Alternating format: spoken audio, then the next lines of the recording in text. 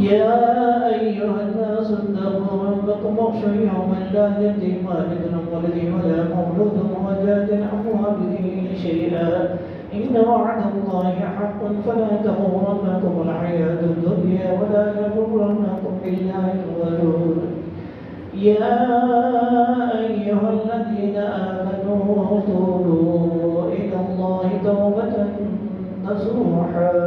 إن الله يغفر الذنوب جميعا إنه هو الغفور الرحيم بارك الله